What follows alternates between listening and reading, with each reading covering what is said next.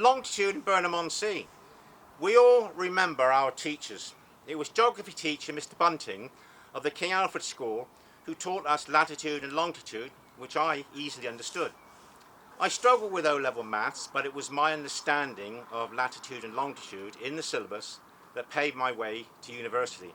Similarly, latitude and longitude were vital when I followed the voyages of Sir Francis Drake to remote places across the planet and mapping his time ashore in Panama.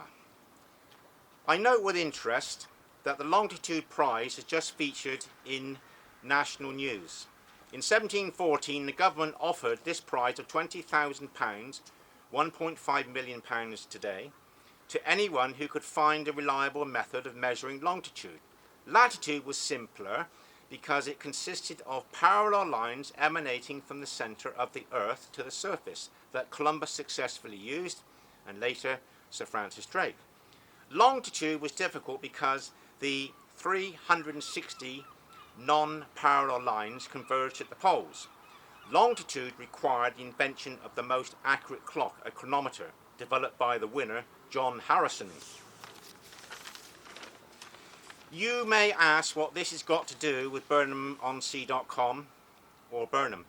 Burnham has the notable distinction, which is not widely known. The 3 degrees, 0 minutes and 0 seconds line degree runs along the seafront in front of the Hovercraft Station. This 3 degree west line crosses the jetty at the top end of the concrete section of the jetty and then meters seaward of the pavilion. This means that we are 12 minutes behind Greenwich, hence the sun rises and sets later. Prior to Brunel's railway reaching Highbridge in 1840, Britain had no standard time. So it was easy for Burnham to set the time 12 minutes behind Greenwich Mean Time, the advent of the railway's standardised time.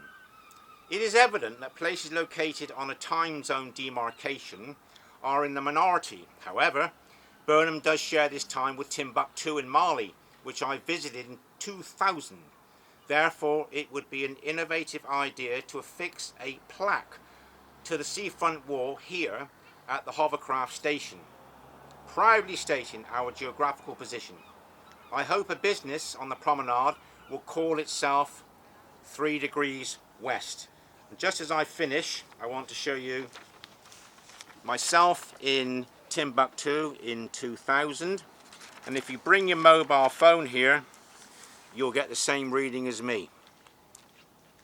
I hope you find this topic fascinating. Thanks for your attention.